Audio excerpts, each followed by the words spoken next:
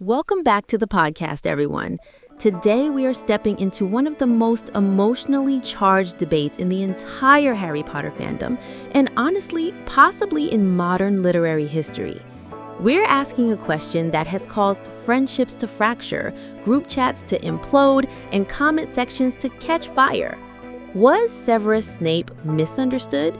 Or, counterpoint, was Severus Snape just a greasy-haired menace with a wand and unresolved childhood issues who somehow tricked an entire fandom into applauding emotional abuse because he said one romantic word before dying? And there it is, right out of the gate. Look, I'm here to argue that Severus Snape is one of the most complex, tragic, and ultimately heroic characters in the series. A man shaped by trauma, regret, and love who sacrificed everything, reputation, happiness, even his life to defeat Voldemort. And I'm here to argue that Severus Snape is what happens when a high school bully victim grows up, gets power, and decides to emotionally terrorize children for fun. Complex? Sure. Heroic? Absolutely not. Tragic, only in the sense that no one ever introduced him to therapy, shampoo, or basic human decency. To understand Snape, you have to start at the beginning. He grew up poor in an abusive household with a neglectful father and a mother who was emotionally absent. He was isolated, bullied, and mocked, particularly by James Potter and Sirius Black.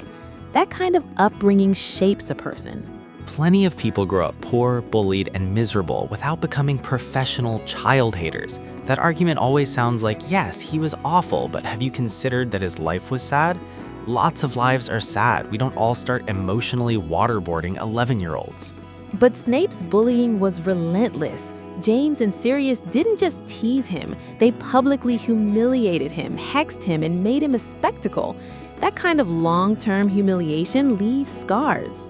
Okay, but here's the thing. At some point, the bullied kid becomes the adult, and when you're 35 years old still punishing a dead man's child because you hated his dad in high school, that's not trauma, that's obsession with a side of immaturity.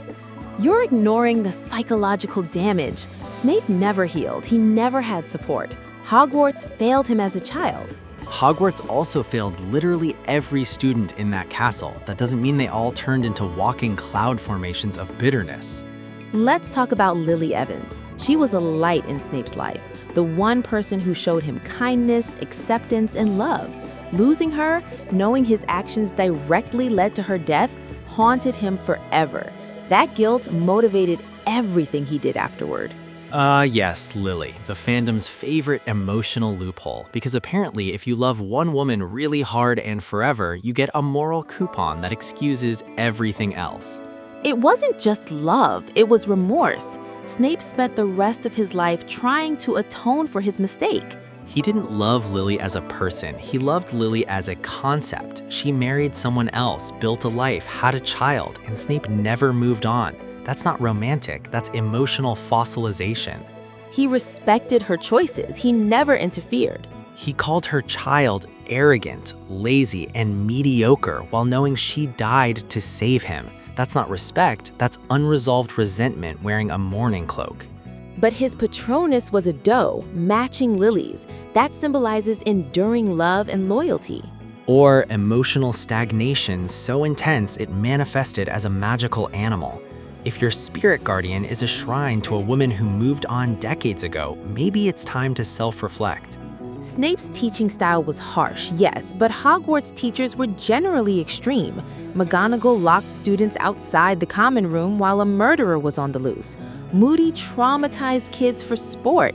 Snape isn't unique. Snape made a 13-year-old boy's greatest fear manifest as him. That's not strict, that's you should not be licensed to work with minors. Neville was timid. Snape pushed students to be better. He pushed Neville into clinical anxiety. The kid's literal worst fear was his teacher, not Voldemort, not Bellatrix, not the Deed Eaters who tortured his parents into insanity, his teacher. Snape favored competence. He respected skill.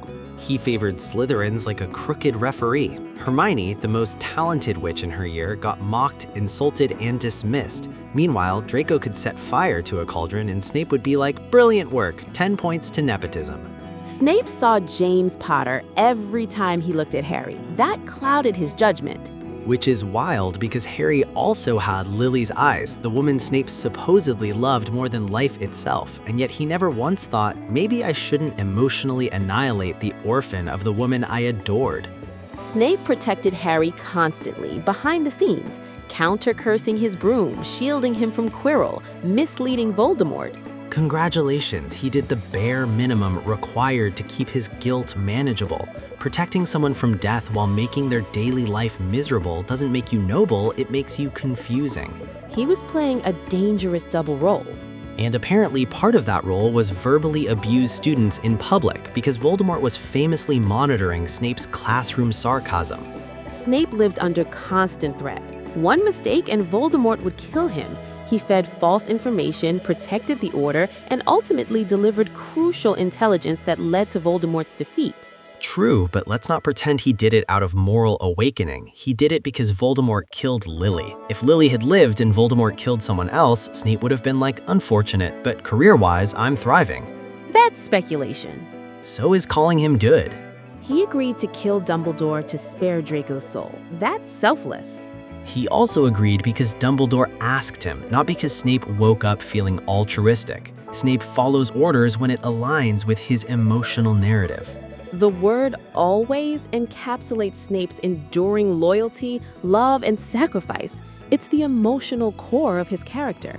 It's also one word that somehow convinced millions of people that emotional damage equals romance. Imagine explaining this to a therapist. Yes, he emotionally abused children, joined wizard Nazis, and never apologized, but he loved one woman forever. That therapist would blink twice and slowly reach for a clipboard. You're being unfair. I'm being hilarious and correct. Redemption isn't about being pleasant. It's about making the right choices when it matters most. Redemption also usually involves growth. Snape never became kinder, gentler, or more compassionate. He died exactly as he lived, angry, isolated, and emotionally constipated. But he chose the right side. He chose a side. That doesn't automatically make him a good man. It makes him a useful one. Severus Snape was misunderstood. He was a deeply flawed man shaped by trauma, regret, and impossible choices. He loved fiercely, sacrificed silently, and played the most dangerous role in the war.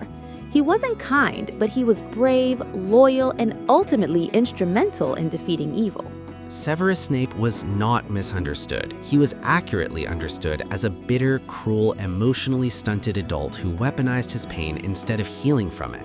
His contributions don't erase his behavior, and love does not excuse cruelty. He wasn't a hero. He was a cautionary tale with good timing. And that's the debate. Always disagreeing. Thanks for listening. If you're a Snape defender, we respect you. We just don't trust you around children, cauldrons, or unresolved feelings.